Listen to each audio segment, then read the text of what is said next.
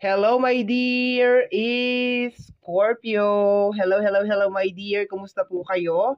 I hope and pray na sa mga oras na ito ay nasa mabuti kang kalagayan. Okay? So, ang gagawin natin ngayon, my dear, is ang iyong second half of August. This is from August 16 hanggang sa katapusan. And this is a general reading. So, paalala, magre-reminder pa ba ako? Wag na. Kung time consuming lang. Diretso na tayo, my dear, dun sa private, my dear, ha. Yung ating private reading is still ongoing. Ang nabago lang is yung donation for a private reading ay tinanggal ko. But don't worry, ang ating pricing naman ay very, very affordable as in, okay?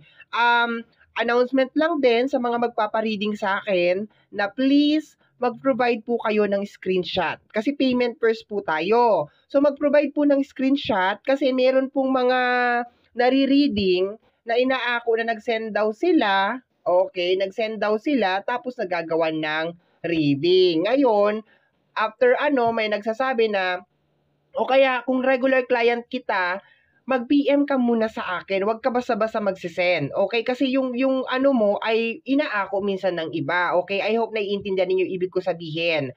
Para hindi po magulo. Kasi ganyan yung nangyari sa donation for a private reading kung bakit ko kinancel. And isa pa sa reason, ang haba naman ito, Scorpio. Sige, tatapusin na natin to. Isa pa sa reason, my dear, is yung nagawa na ng reading, tapos, 1 week na wala pa rin yung payment. May ganon. 1 week na wala pa rin yung payment and kailangan kong i-remind. Pag ni-remind ko, siya pa ang galit. Sasabihin, marami ang ginagawa. Ano ba yan? Diyos mio, Marimar. Okay. So let's go na tayo, my dear Scorpio. Pasensya na po sa aking munting pa-announcement. Okay? Kailangan pong maging aware po tayong lahat at 'di ba alam po natin yung mga nangyayari. Okay? So anyway, cancel na yung topic na yan. Let's go na tayo, my dear, sa ating reading. Pasensya na po. Once again, pasensya na po. Okay? Cut natin into 3.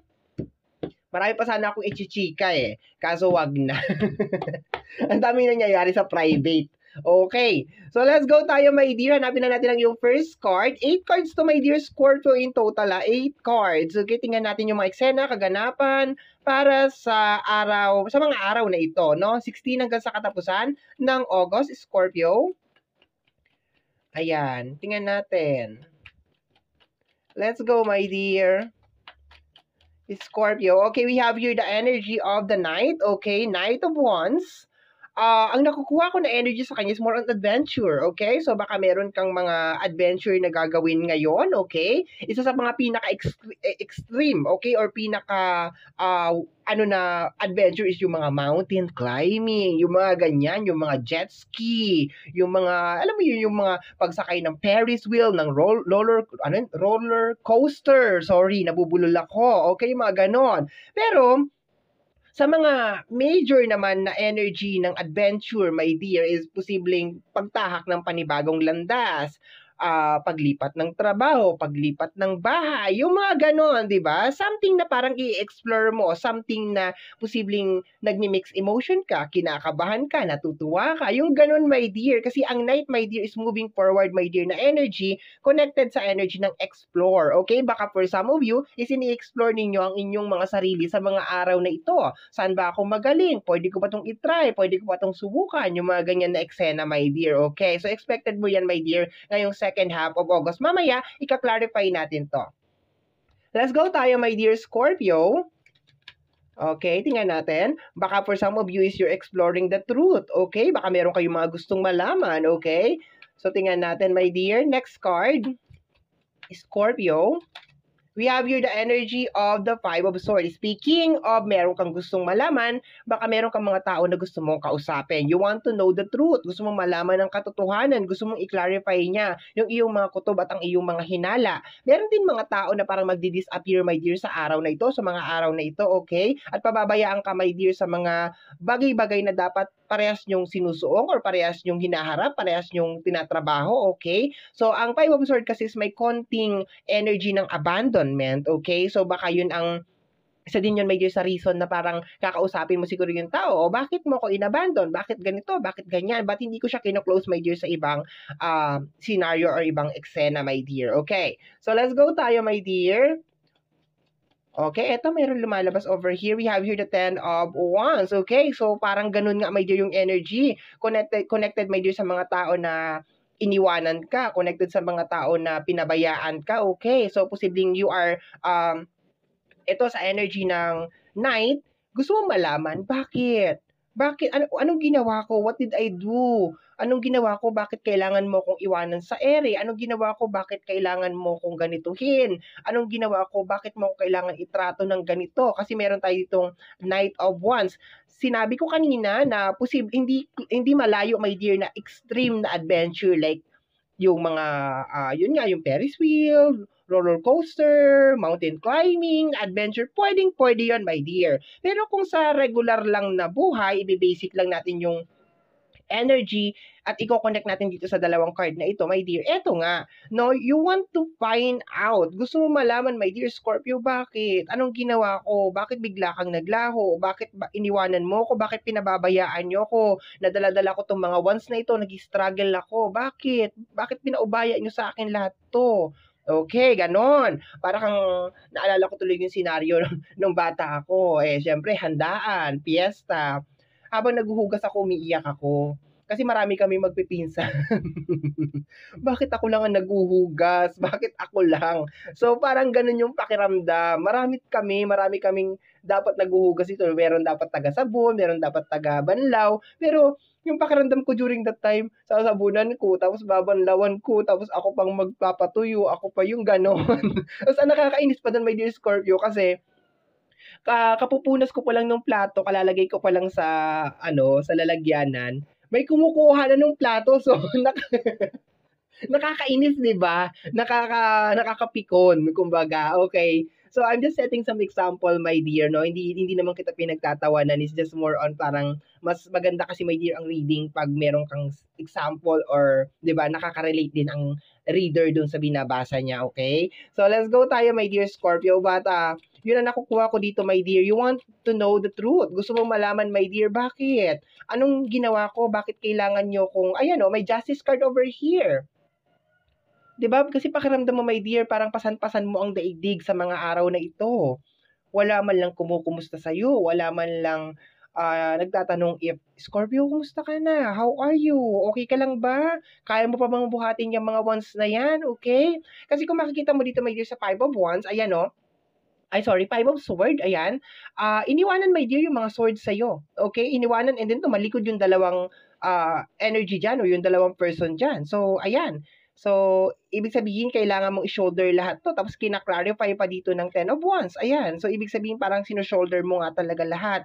And napakalaking tanong sa'yo, my dear, sa mga araw na ito, bakit? Bakit nyo ginagawa sa akin to? What did I do to deserve this kind of treatment? And sa energy ng judgment, ng justice, sorry, ayan, merong hindi balance, okay? Para ka nanghihingi dito ng hustisya. Parang ganon. Okay? So, magre-resonate to, my dear, dun sa mga tao na bigla ka nalang iniwan, okay? Sa mga Scorpio na hindi pinaglaban, sa mga Scorpio na iniwanan sa ere, okay? So, ganon. So, i-clarify na natin, my dear, bawat isang card. Scorpio, paki-clarify po ang ating Knight of Wands. Okay, we have here, okay, the Nine of Wands. Okay, the wounded soldier, my dear. Actually, nakaka-apekto to, my dear, para maka-move forward ka. Kasi nagtatanong yung isip mo eh. The wounded soldier ang Nine of Wands, my dear. So, nagtatanong yung isip mo talaga dito, my dear, bakit? Kung makikita mo rin, my dear, nakatingin si Nine of Wands sa past. So, you're asking question. You're still hurt. Nasasaktan ka pa rin. Nasaktan ka talaga, my dear. For some of you, nasaktan kayo pero nagpatuloy kayo sa buhay ninyo. Pero iba kasi, my dear, yung energy ng second half of August. Gusto mo na ng clarity. Gusto mo na ng closure. Gusto mo na ng maliwanag na kasagutan sa iyong mga katanungan, my dear. Okay?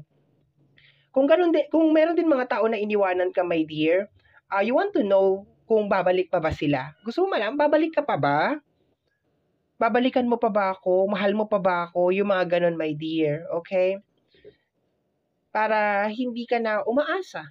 para hindi ka na naghihintay. Okay? So, let's go tayo, my dear. Hindi ko lang to kino-close, my dear, sa area ng relationship. Although, mas makaka-resonate talaga siya sa loob ng relationship. Pwede din to, my dear, mag-resonate sa area ng family, ng pamilya. Okay? Like, you are the breadwinner of the family, lahat ginagawa mo para sa pamilya, and gusto mo malaman kung may say-say pa ba tong ginagawa ko? Na-appreciate niyo ba yung ginagawa ko? Ganon. Okay? Or siguro nagtataka ka rin, bakit walang masyadong progress, walang masyadong nangyayari, okay, sa kabila ng lahat ng ginagawa kong tumbling split, okay, at backward, bakit ganon?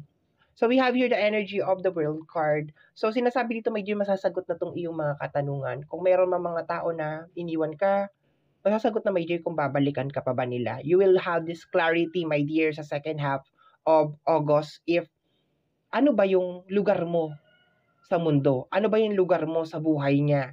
Ano ba ako sa'yo? Yung tanong na yun, ano ba ako sa'yo? And if just in case, tinatanong mo if may nagawa ka bang mali, anong naano mo, basta masasagot na siya, my dear. Okay, what did you do? Anong kasalanan ko or something? Masasagot na yan, my dear. Magkakaroon ka ng clarity, I can feel. And pagkatapos itong clarity na to, my dear, you will move forward. Okay? Although yes, masakit. I can feel na marang masakit talaga siya. For some of you is hindi niyo mapigilan na umiyak dahil sa reality, sa katotohanan na marireceive mo, my dear, ngayong second half of August. But the good news is, the good thing is, makaka-move forward ka na. Malaya ka nang makakakilos, malaya mo nang magagawa. Kasi wala ka nang ini-expect, wala ka nang hinihintay. Malinaw na sa'yo, my dear Scorpio, kung ano ba talaga yung nangyayari. Okay? Kasi meron kang world card over here.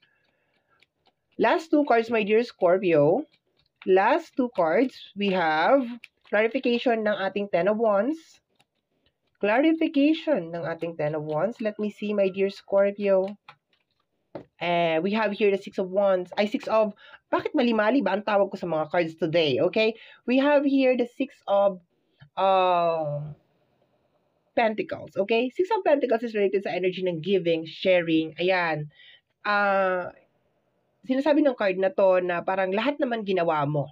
Lahat tiniis mo. Lahat ng pangunawa. Pati sa usapin ng pinansyal, pagbibigay. Okay? Ibig sabihin, you give a lot dito sa connection na to. It really doesn't matter kung connection man to ng family, relationship, friendship, okay, lahat ginawa mo, lahat binigay mo. And you finally realize, my dear Scorpio, na parang hindi worth it. Hindi worth it na ibigay mo. Kasi anak ko dito, my dear, kakainin mo na lang, ibibigay mo pa eh. Isusubo mo na lang, ibibigay mo pa. So, marirealize mo ngayon, my dear, ngayon second half of August 16 hanggang sa katapusan na hindi worth it. Hindi ka worth it ng energy ko, hindi ka worth it ng pagmamahal ko. Kasi magkakaroon na, my dear, ng closure, magkakaroon na ng confirmation, my dear. Yung pain na nararamdaman mo, yung question sa isipan mo, yung paghihintay mo at pagkapit mo dun sa isang energy, matutuldo ka na yan, my dear Scorpio, second half of August 16 hanggang sa katapusan. Let me see, Justice card. Justice card. Last card tayo, my dear Scorpio. Let me see. Anong clarification ng ating Justice card? Okay? Masyadong highlighted dito, my dear, yung hawak ni Justice na timbangan. Okay? And parang kinaklarify yan, my dear, ng ating Six of Pentacles na kaya nararamdaman mo, my dear, na hindi balance, unfair is because you give too much. Masyado yung binigay mo. Sobra-sobra yung ibinigay mo to the point na wala ka nang tinira sa sarili mo. Okay, eto we have here the Wheel of Fortune, okay? So, sa energy ng Wheel of Fortune, I can feel yung energy ng karma, okay? Karma, what goes around comes around. Hindi sa side mo, my dear. I can feel for those people na talagang tinake advantage ka, for those people na talagang sinaktan ka, siguro ipapaubaya mo na lang talaga to, my dear, sa karma. Okay? Remember, what goes around comes around, okay? Bottom deck of the card is the energy of the Page of Sword, okay? So, nakukuha ko dito, my dear, na pagkatapos nito, okay, you will be more focused, my dear, sa mga goals mo. You will be mas active sa buhay mo, mas concentrate ka, mas alam mo na kung ano yung gagawin mo, okay? I can feel, my dear, yung passion mo and dedication mo, and at the same time, mas pinag-aaralan mo na yung mga decision making mo in life, okay? Nagiging mas maingat ka na. Pero ang pinakamaganda, my dear, dito sa last card natin is I can feel, my dear, yung passion mo at saka yung dedication mo, my dear, dun sa gusto mong mangyari kasi meron ka ng 100% na focus and concentration dun sa bagay na iyon, okay? So, my dear Scorpio, ito ang reading mo para sa yung second half of August. Somehow, my dear, kung nagustuhan mo ang ating reading, don't forget na mag-subscribe. Pag-click, my dear, ang notification bell para ma-update ka every time na meron tayong mga bagong uploads. And free to like, free to share, free to comment sa lahat po ng ating mga videos. Once again, my name is RJ, also known as Apo J. Maraming salamat po. And until next time, bye-bye. Thank you, my dear.